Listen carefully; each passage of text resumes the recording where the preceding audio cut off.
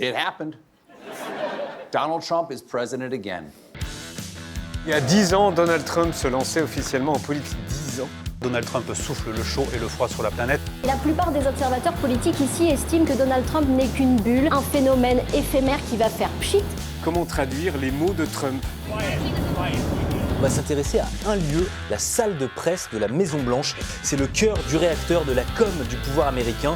Une question, faut-il prendre Donald Trump au sérieux ? Yes, I love this dog so much. Comment les late shows américains ont-ils traité cette semaine d'investiture de Donald Trump ? Eh bien, comme prévu, ils ne l'ont pas épargné. Il faut dire qu'il y avait matière à se moquer. Les humoristes stars des grandes chaînes américaines, tous pro-démocrates, s'en sont donnés à cœur joie lundi soir, quelques heures seulement après la cérémonie d'investiture.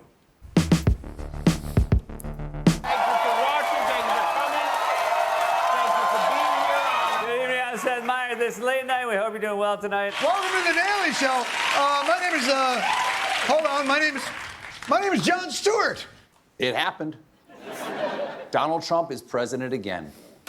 Donald Trump est à nouveau président et chacun a décrypté à sa façon cette cérémonie. Mais celui qui a fait la meilleure entrée sur scène, c'est Jimmy Fallon.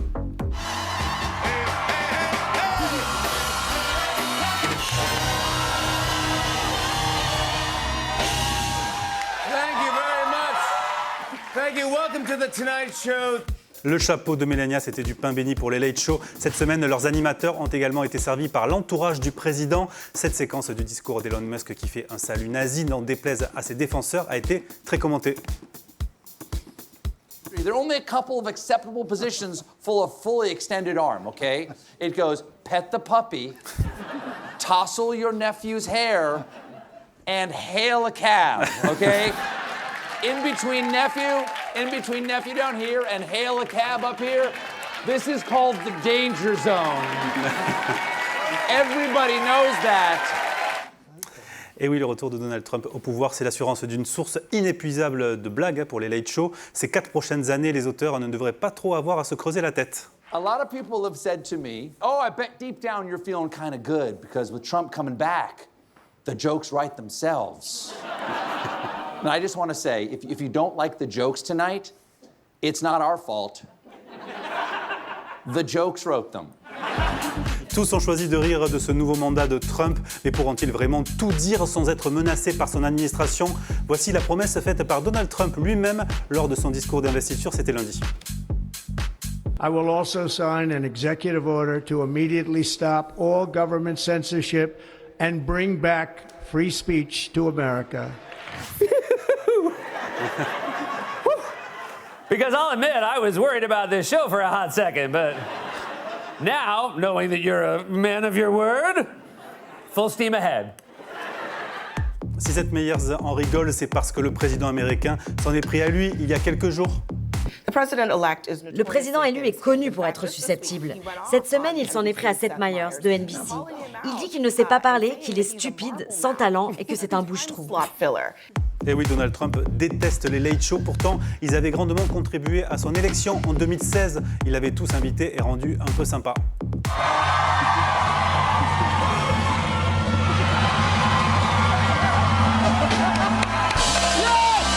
C'était donc en 2016. Alors le retour de Donald Trump au pouvoir, c'est surtout l'espoir pour les deuxièmes parties de soirée américaines de retrouver de grosses audiences. Elles avaient dégringolé depuis le début du mandat de Joe Biden.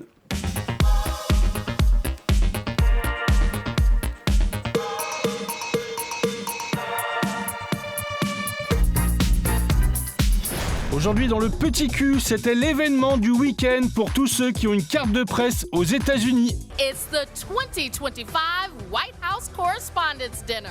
C'était samedi à Washington. Vous le savez, tous les ans, les présidents américains dînent avec les journalistes pour défendre la liberté de la presse, faire le show et balancer des vannes. I have actually shown up here for 8 straight years.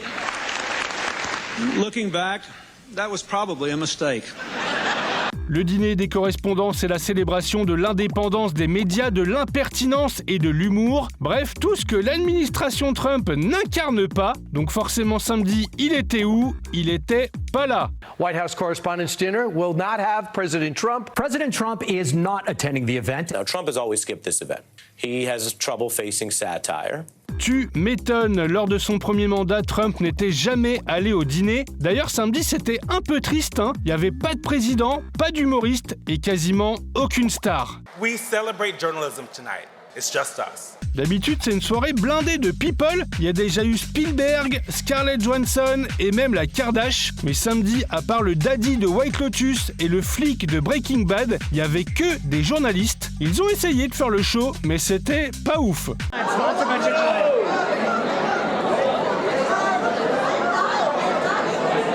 Pareil, normalement, il y a toujours un humoriste qui vient chambrer la salle. En 2022, c'était Trevor Noah. Everyone is here tonight. We've got politicians, we've got the media, we've got celebrities, basically anyone who's been to Jeffrey Epstein's island.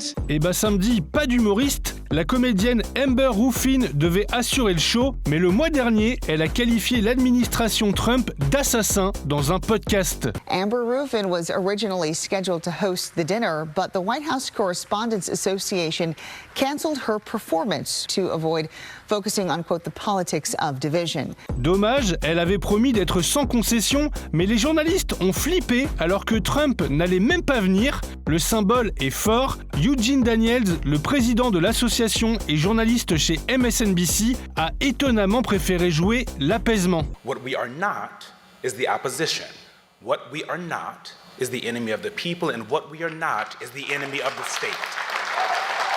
Pourtant, les tensions entre la presse et Trump n'ont jamais été aussi fortes. Il a attaqué en justice plusieurs médias. Il a aussi interdit l'accès à la Maison-Blanche à certains journalistes, comme ceux de l'agence AP, ovationnés par la salle samedi soir. All of us are privileged to be part of the AP's nearly 180-year mission dedicated to journalism. And we're going to keep doing, no matter which party is in the White House. Des applaudissements, mais aussi des remises en question. Un journaliste d'Axios a pris la parole pour reconnaître les ratés de la presse américaine sur la question de la santé de Joe Biden lors de la dernière campagne. We, myself included, missed a lot of this story, and some people trust us less because of it.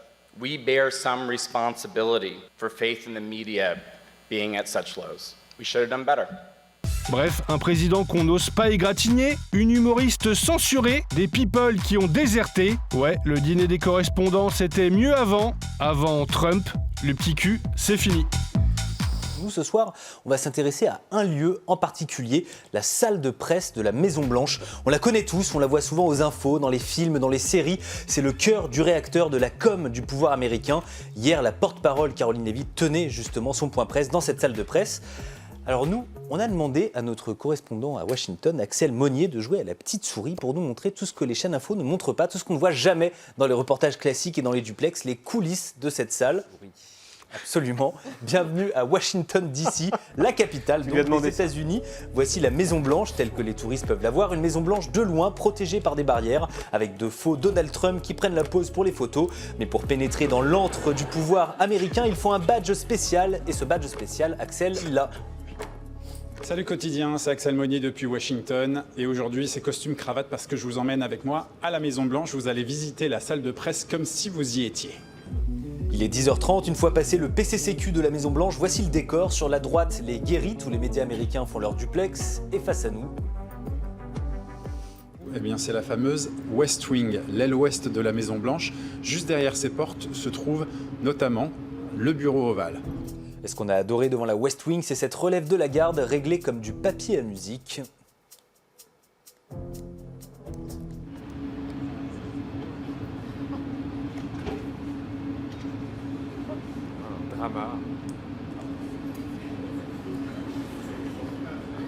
C'est bon, la garde est relevée, on continue la visite. Ce bâtiment tout plat, là, entre la Maison-Blanche et l'aile ouest, eh bien c'est ça, la fameuse salle de presse. Elle est toute petite, je vous emmène la visiter.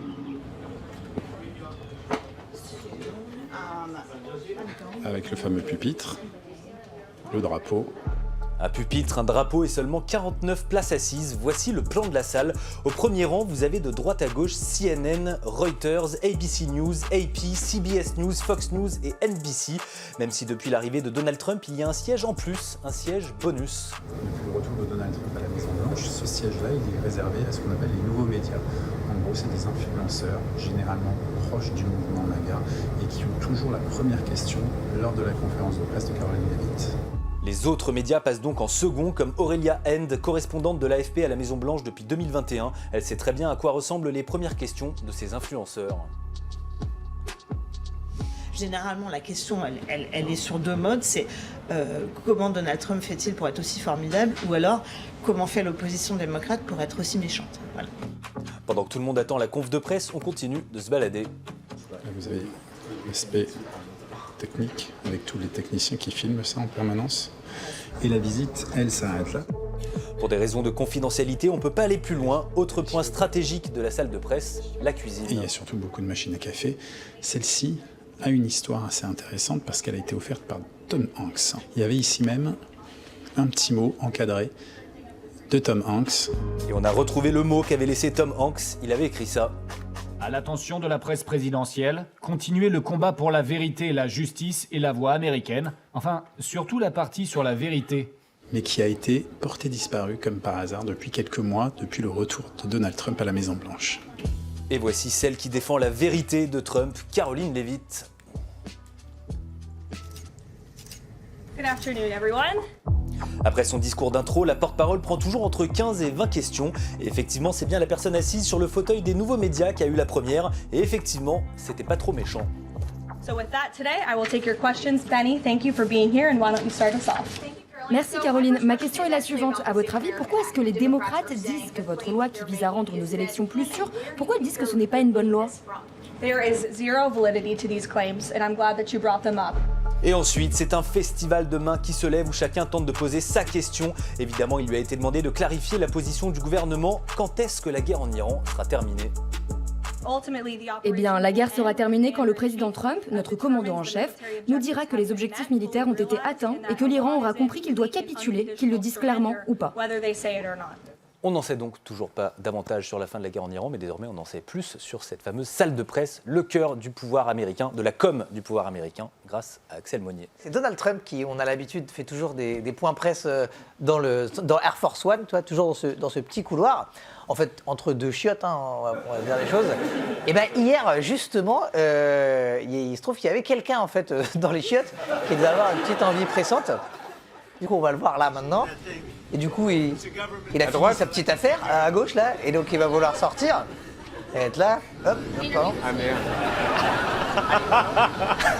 L'avion il est gigantesque quoi. Là il se dit, merde, je suis mal. Donc là il y a la porte-parole qui va venir faire il fait, qu'est-ce que tu fais Michel bordel? C'était pas maintenant et tout, sors de là. C'est la porte-parole qui est... Mais sauf qu'il a eu tellement peur qu'il est resté enfermé, regarde, il a refermé, et il va attendre tranquillement la fin du point presse pendant 10 minutes dans les chiottes.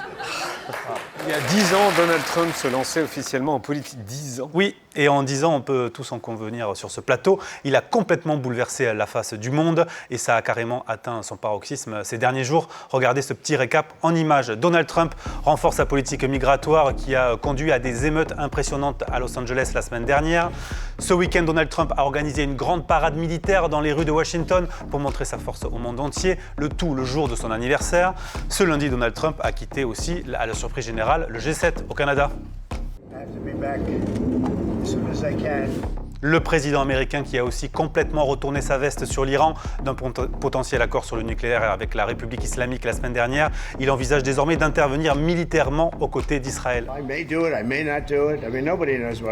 On vient donc de le voir, Donald Trump souffle le chaud et le froid sur la planète, et ce depuis 10 ans tout pile. Et oui, le lancement de sa toute première campagne, c'était il y a 10 ans déjà.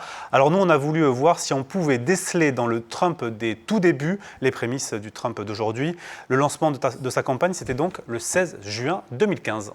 Billionaire Donald Trump says he really is running for president. There are no words to describe what just happened. We remember where we were when it happened, for better or for worse. 10 years later, a lot may have changed, but some things have very much stayed the same. Et oui, les choses n'ont pas changé 10 ans plus tard, mais à l'époque, les présentateurs américains n'en croyaient pas leurs yeux.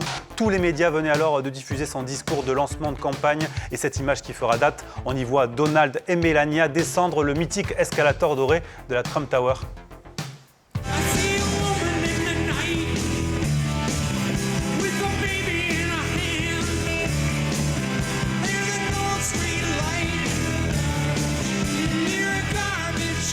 Et cette image est devenue une référence de la pop culture, reprise ici dans Les Simpsons. Sur le pupitre du candidat Trump, on découvre pour la première fois son slogan « Make America Great Again ». À l'époque, les Américains sont loin d'imaginer ce qui les attend. Ils connaissent Donald Trump pour sa participation à la télé-réalité The Apprentice, pour sa célèbre chevelure blonde, mais aussi pour son immense fortune qu'il n'a pas hésité à étaler ce jour-là.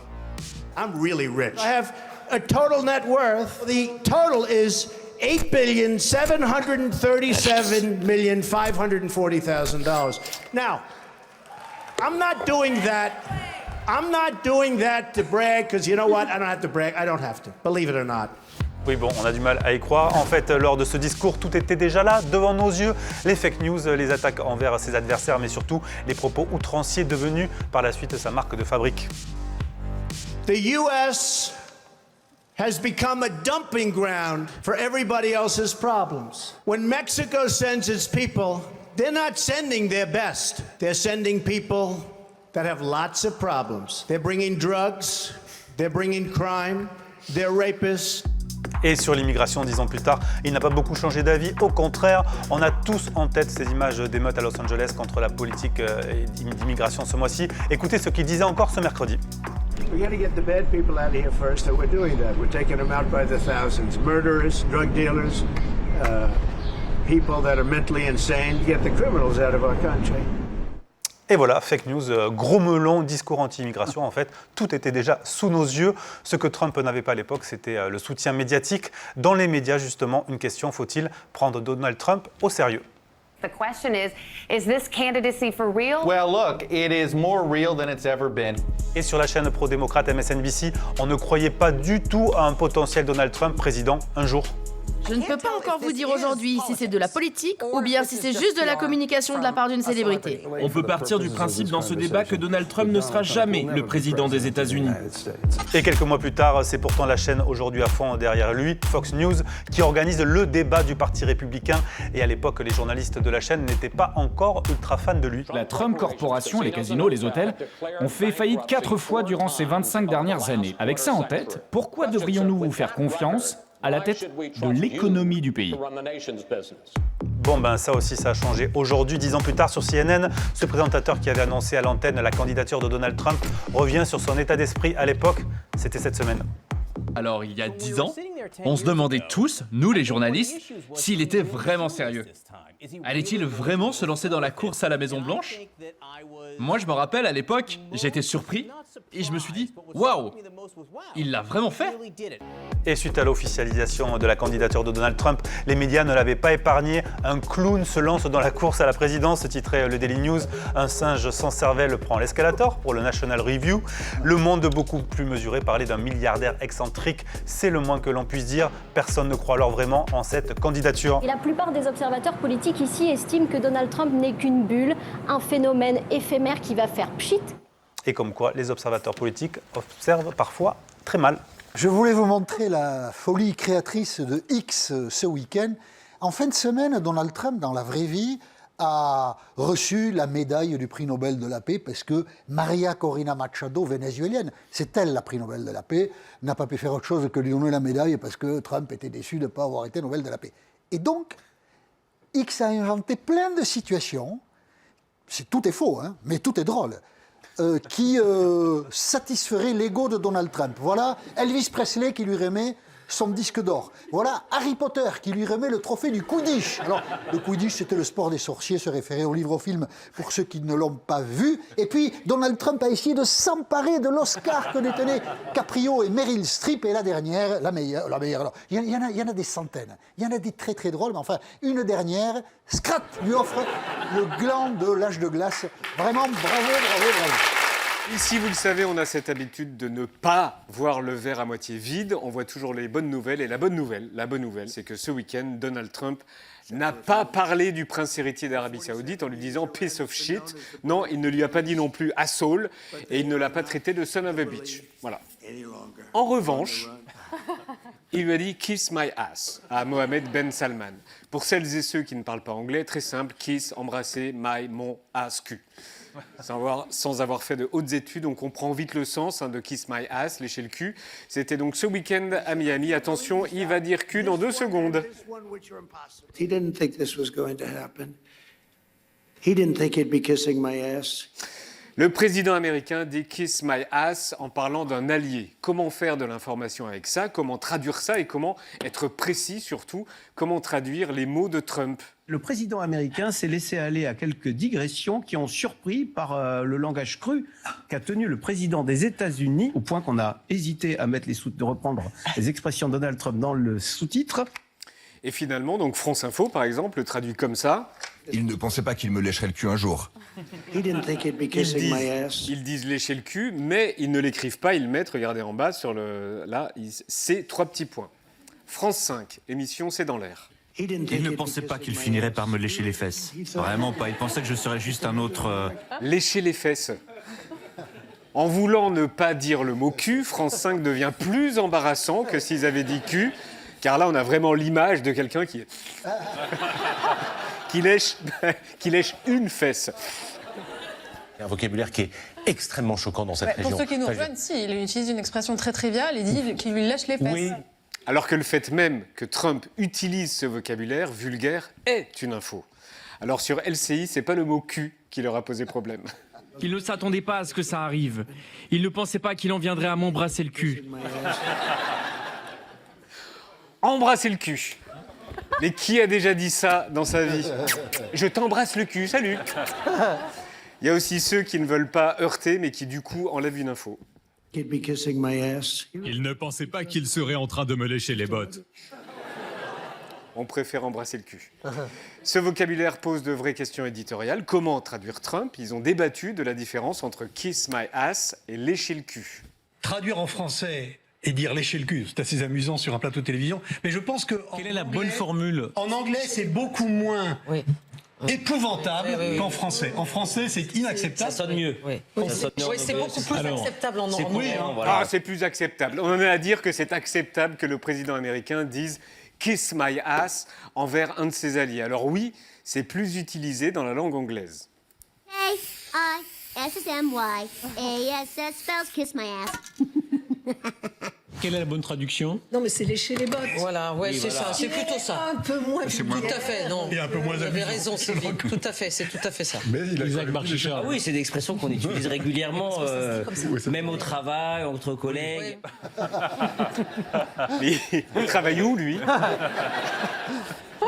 Alors, c'est pas la première fois qu'il utilise ces mots pour un allié.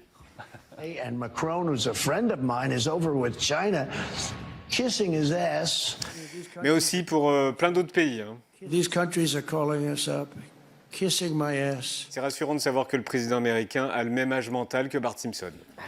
Il ne pensait pas qu'il me lécherait le cul un jour. Par me lécher les fesses. Pour de me lécher le cul. Pour nous lécher le cul. Qui lui lèche les fesses. Oui. En train de lui lécher, etc. En train de me lécher les bottes. Il me lèche le cul. Il me lèche le cul. Il me lèche le cul. Il nous dit 70 pays sont prêts à nous lécher le tit-tit-tit. Lécher le tit-tit-tit.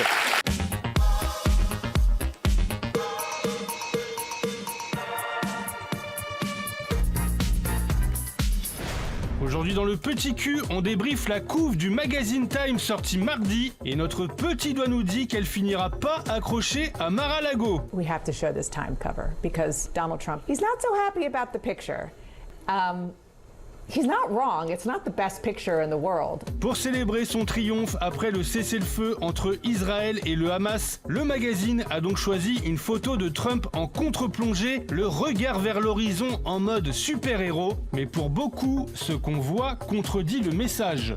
It's a terrible photo. Very unflattering photo. It's not a flattering image. The most hideous photo. Incredibly unflattering. They appear to be trying to insult the president by putting this particular photo up. La photo a été prise le 5 octobre à la Maison-Blanche par Graham Sloan, un photojournaliste habitué à saisir les politiques sous un angle brut, cru, sans filtre. Un style qui plaît peu à Trump. L'ego en feu, voici comment il a réagi à la fameuse couve. He says, quote, Time magazine wrote a relatively good story about me, but the picture may be the worst of all time. Really weird. On le sait, il passe beaucoup de temps devant le miroir pour gérer son teint Tropicana et ses cheveux, une des dernières grandes illusions américaines. Obsédé par son image, en mars, il avait déjà critiqué un portrait de lui exposé dans le Capitole du Colorado. President Trump said the 6-year-old portrait was purposely distorted and that he would, quote, prefer not having a picture than having this one. They're going to put up a new one personally approved by President Trump. The old portrait is now in storage.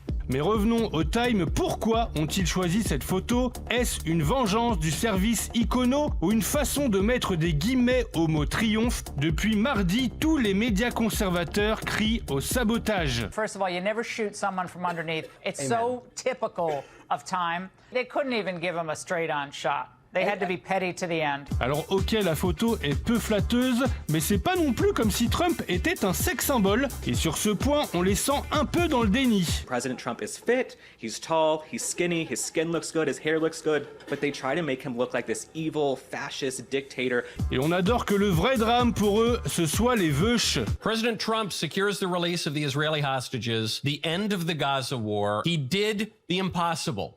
And Trump's enemies are so angry about it, they shaved off his hair. Pour défendre son Donald, ce youtubeur d'extrême droite s'est mis à analyser tout ce qui n'allait pas sur la photo, sans capter qu'il listait au passage tous les défauts physiques de Trump. President Trump's neck kind of being pulled in a wrinkle in at his collar. They're making his face look like saran wrap being wrapped around a basketball or something. They make him look wrinkly and it's just an unflattering angle on anybody. Alors des couves de Time avec le Donald, il y en a eu des bien pires. Entre les caricatures humiliantes, les gros plans sur les porcs et les montages où il casse la démocratie, il a pris cher. En décembre dernier, quand le magazine l'a élu homme de l'année, il a avoué qu'il les validait pas toutes.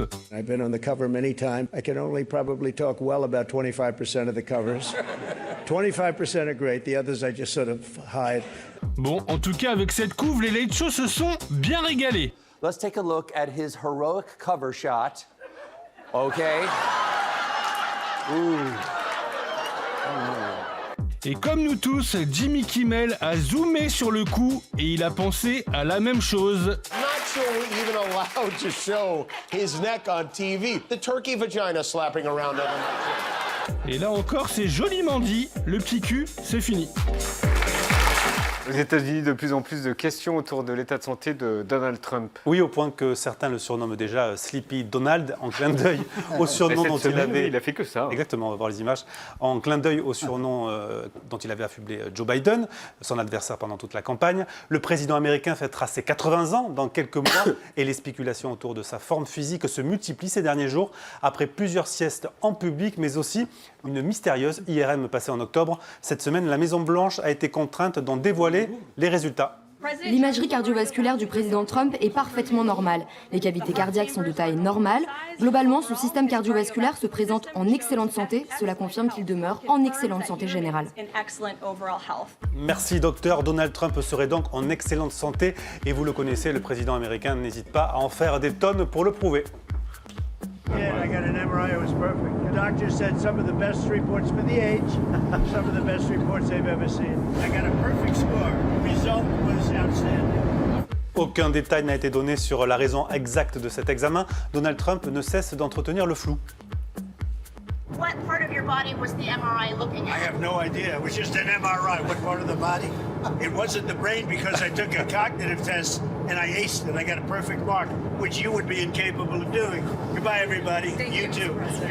Le président américain se serait donc rendu dans l'une de ces machines sans savoir quelle partie de son corps serait examinée. Il évoque un simple check-up de routine lié à son âge, des explications qui n'ont pas du tout convaincu les journalistes. On a vu des reporters dans les salles IRM et CNN a même invité une armada de médecins sur son plateau.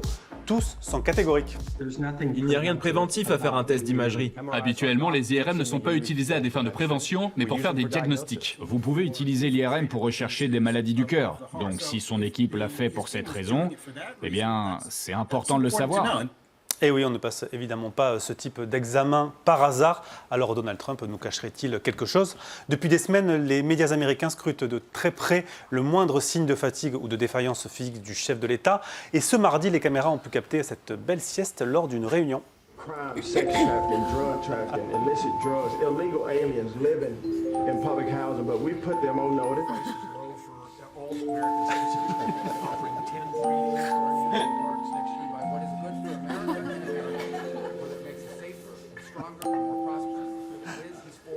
Et on rappelle qu'il surnommait Joe Biden Sleepy Joe.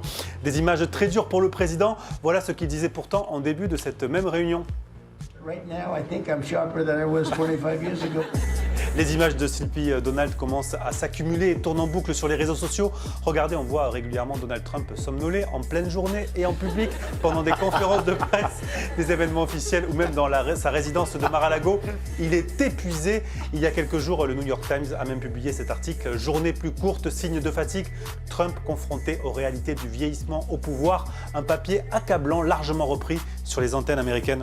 Une nouvelle enquête analysant l'emploi du temps de Donald Trump depuis janvier dernier a révélé que le président de 79 ans a moins d'événements publics, moins de déplacements intérieurs et des journées de travail plus courtes dans le bureau ovale par rapport à son premier mandat. Et selon le journal, les apparitions publiques du milliardaire auraient chuté de 39%. Il ne descendrait jamais au bureau ovale avant midi et le quitterait vers 17h. Alors on aimerait bien avoir les mêmes journées. Sans surprise, l'intéressé n'a pas du tout apprécié, comme en témoigne ce post sur son réseau social. Ce torchon bon marché est vraiment un ennemi du peuple. Katie Rogers est une journaliste de seconde zone qui est laide extérieurement comme intérieurement. Le président peut en tout cas toujours compter sur l'éternel soutien de ses amis de Fox News. Il travaille tout le temps, il est toujours impliqué avec les gens autour de lui. Il a presque 80 ans, mais c'est aussi une machine. Je veux dire, il dort à peine. Il est 500% plus productif que n'importe qui en Amérique. Thomas Edison faisait lui aussi les siestes de 10 minutes. Ils auraient dit quoi? On n'aurait pas d'électricité, pas vrai? Et autre séquence lunaire qui avait fait le tour des médias il y a quelques jours, sa totale inertie quand l'un de ses invités avait fait un malaise juste à côté de lui dans le bureau ovale. Le pire étant Kennedy qui se barre. Hein. Trump n'avait pas le ministre de la Santé se barre. Hein. Des images que les late show américains ont évidemment adorées. Oh no!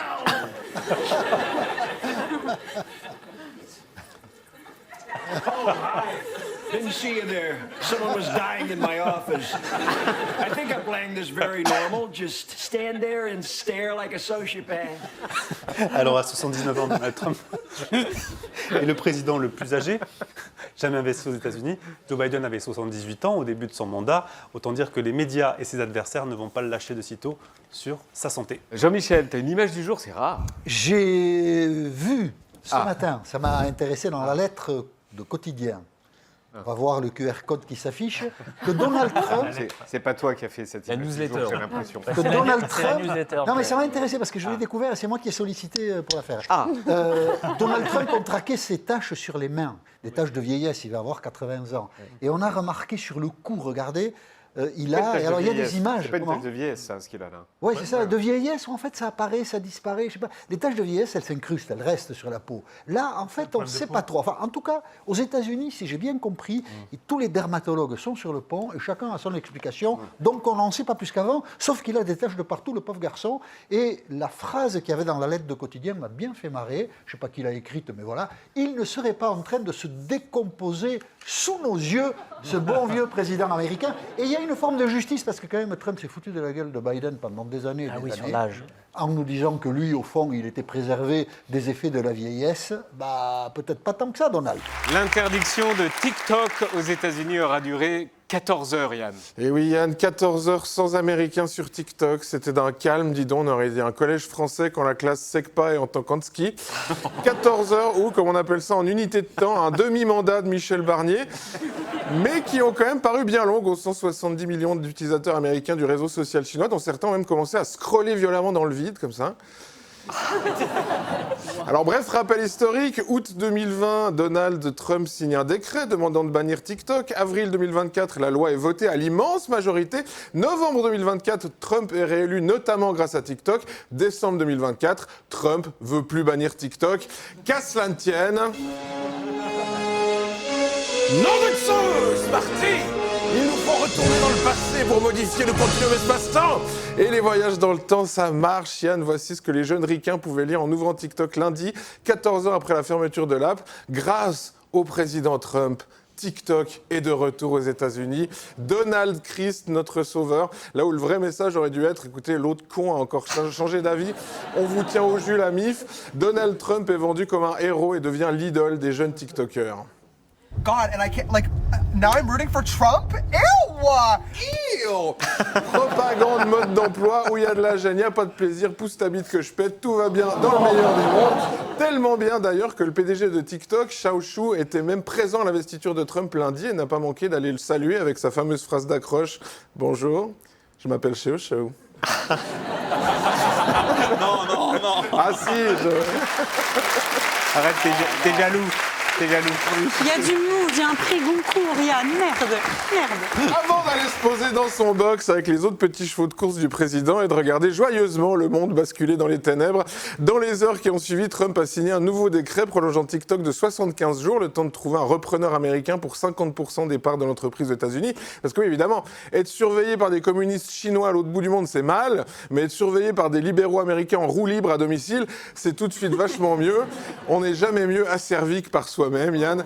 Alors, au rang des papables que du crève la dalle, vous pensez bien, Frank McCourt, multimilliardaire, notamment propriétaire de l'OM, une boîte d'IA qui s'appelle Perplexity, le doute est déjà dans le nom. Elon Musk, évidemment, hein, une fureur. Alors lui, on a envie de lui dire, mais si t'as peur des Chinois, achète pas TikTok, achète la Chine, connard. Lui, il est tellement en train de tout racheter, je pense qu'un jour, il va racheter les idées. Juste les idées, comme ça, en tant que concept. Ah, un jour, t'as une idée, c'est cool, j'ai une idée. Bah non, c'est à lui, voilà. Bref, Yann, on vit actuellement dans un monde où la personne la plus saine d'esprit qui s'est manifestée pour reprendre TikTok, c'est le youtubeur MrBeast, qui organise notamment les Squid Game en vrai. Voilà, et j'ai besoin d'en dire plus. Ouais. Qui aurait pensé il y a 6 ans, quand TikTok a explosé, que derrière des vidéos de nettoyage de tapis, de coupage de savon, de gens qui lip-sync des chansons de Sean Paul, de pressage hydraulique de Skittles, de micro-trottoirs avec les plus petits micros du monde et de n'importe quelle autre merde tant qu'il y a cette musique se cacheraient des enjeux majeurs pour la sauvegarde de la démocratie planétaire. Et pourtant, avoir ce nouvel impérialisme concentré entre les mains d'une dizaine de gugus surpuissants, on aurait dû faire le lien avec un réseau social qui doit sa popularité aux chorégraphies, Yann, parce qu'une chose est sûre, ils n'ont pas fini de nous faire danser. Putain, vivement qu'on crève.